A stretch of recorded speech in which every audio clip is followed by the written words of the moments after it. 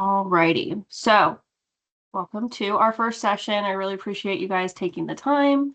The way these kind of are structured is it's just an opportunity for us to kind of get to know each other, see each other in person as much as we can, and start to build relationships, start to talk about some of the things that come up a lot with this program.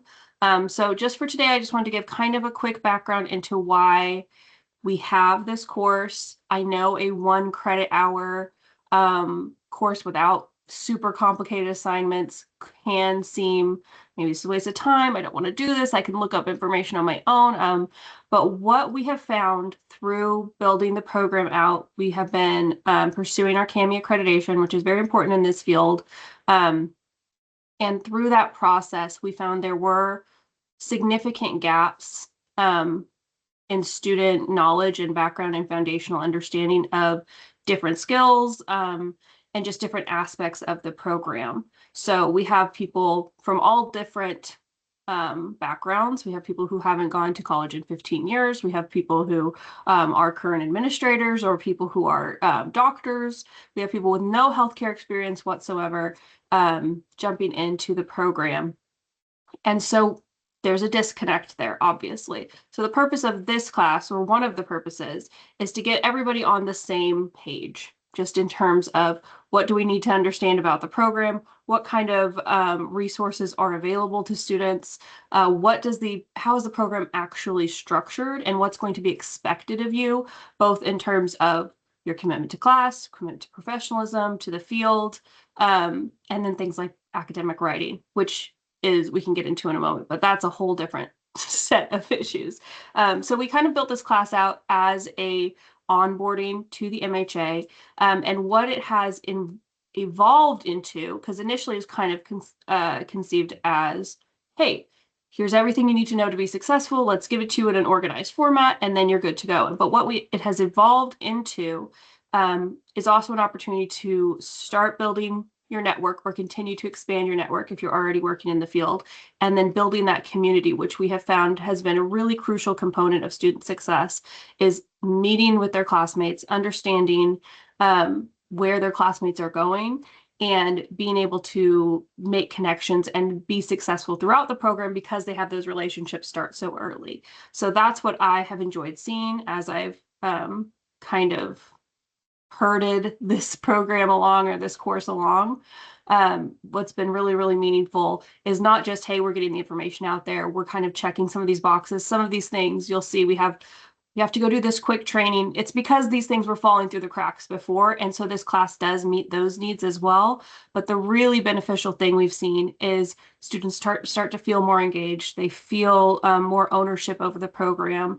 They have those relationships. And then when they are entering the field or expanding their roles, they have more connections in the field as well. And then we're able to really easily facilitate, bring in mentors, bring in all kinds of different speakers. So it's a great course for that. That's what we've kind of seen it do. So our hope throughout this semester, well, for me anyway, yes, to get all that accomplished, and then also to hopefully expose people to new aspects of the field and start to think more holistically about their career and about what steps they need to take to get to that next step. If you're already in the field, which many are in this semester, how do we go to the next step? Or if we need to pivot, which a lot of people right now, and if I'm sure Casey, you can attest, it's a time of transition for many people in the field. And so some of us have to pivot. We have to figure out, all right, what is the next step? Maybe we've reached that ceiling. Maybe we've reached the cap.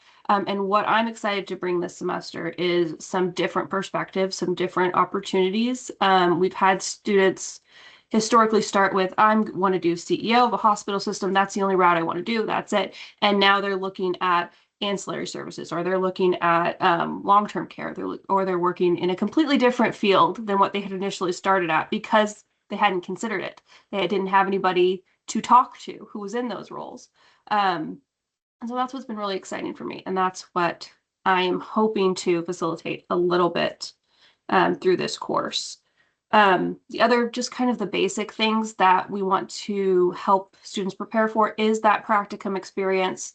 we saw prior to the creation of this class, students really struggled to identify a practicum, to get started on it, to get excited about it, and to get those hours completed in a timely manner. And we've done some other things in the program to facilitate that, to make it a little bit, we've moved it to the middle of the program so they have more time, students have more time to complete it. But you're going to start looking in a couple weeks to find your practicum site. And if you are already working in a healthcare facility, yes, you can complete your practicum at your current site, and many students do that, but we're also going to encourage you to look somewhere else and to try a different field or a different facility if you're in a multi-facility system, to give you a more well-rounded experience. And so we're going to look at all kinds of different things like that. So that's one thing this class helps you, whereas previously you might have waited till second semester of your first year or first semester of your second year to even think about practicum. You're going to start in a few weeks. And we're going to really be mindful about getting that experience and helping you along the way, so that way you're not floundering and just grabbing whatever practicum is easiest or most convenient or somebody directs you to. We're going to really think about what you are focused on doing with your career, or what experience is going to best benefit you or give you the most well-rounded experience if you are new to the field. And then we want to focus on networking and professionalism right from the get-go, because anybody who works in healthcare knows that that is really the biggest aspect of a healthy healthcare career, is who you know, and the relationships that you have and how you are perceived in the community. So we start that from the very beginning. That's something we really want to emphasize. What I have seen historically, and the analogy I always use is, in college, I was a bartender. And if you've ever been a bartender, you know that there's a couple different kinds of bartending. We have what's called cap down bartending. If you've ever done that, that's when you have a ton of people in there and you just put your cap down and you're making drinks and you're making drinks and you're making drinks to push them out the door, because we got 1,000 people want shots or whatever it is. Or you have the kind of bartending where you sit down, tell me about your day, Joe, here's your favorite drink. So if you are somebody who's taking that cap down approach to the MHA, where I have these classes, I need to knock them out, how quickly can I do it? You're going to struggle and you're not going to get the real benefit of this program. Yes, you're going to probably end up with those letters behind your name, but you're going to miss out on the bigger piece, which is building that community and building that network and getting that experience that you need, or differentiating your experience to make you a real viable candidate for those high-level leadership positions that probably you're hoping to get. So I do consistently see students that, well, I was going to do that internship, or I was going to shadow, or I was going to ask to do, X, Y, and Z, but I really need to take another class. I really need to knock this out. I've just got to get through as much as I can as quickly as possible. And I've done that myself. That was definitely my approach to graduate school. And it was a mistake, because then it takes you twice as long to build that network and to become known in the field and to be seen as somebody who is trustworthy and who is valuable in the community. So you might be saving time immediately getting those letters behind your name, but you're actually stretching out your career so much further. You're taking so many extra steps. So that's what I really encourage people from day one, in this program especially, to think about a longer term strategy and to see, yes, we could rush through. Yes, I can knock out X, Y, and Z and never talk to a professor and probably never meet with my advisor if I don't have to. And I'll get it through somehow and then I'll be fine. But then see more holistically that this is stretching out your career path. This is adding more steps to what you want to do.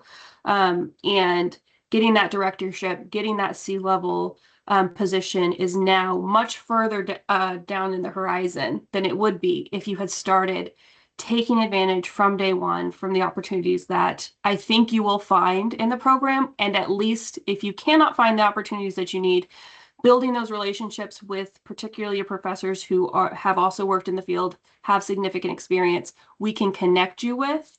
It'll move that so much closer in front of you. Those positions will be so much easier to attain. So that's what I really emphasize from day one, and what I want to encourage everyone in this class to start to consider and start to think about, is taking advantage, particularly when we talk about joining professional organizations, attending conferences, all of those things that we do. We have a networking event coming up in March. I encourage, if you are in the area or able to travel to the area, to come, because we have really exceptional leaders from across the state come and want to work with students and want to network with them and give them their card and make that connection. So that can be a really easy step to start building those relationships right away. So that's what I really emphasize in this class. It's kind of my soapbox.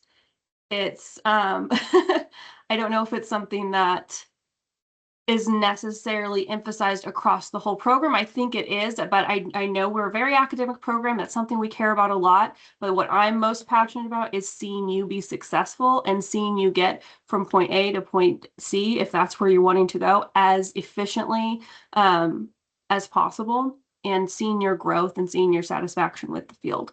So that's really where I come from. We are going to have a MHA student group probably in the next semester available, and that'll be another great opportunity. So those are other things that you can do to get involved, stay involved, and start kind of seeing your career develop that way. Other things. Okay, so the other thing I wanted to point out was the academic writing. I need to come back to that. Yeah. So in this class, we'll also talk a little bit about academic writing. If you haven't been in school for a long time, or if you did not come from a program that emphasized academic writing, which many other programs do not, or undergraduate programs do not necessarily do that. We do emphasize it quite heavily in this program. We particularly emphasize APA, and that's something that people don't like. They don't want to do it. It's not fun. It's a pain.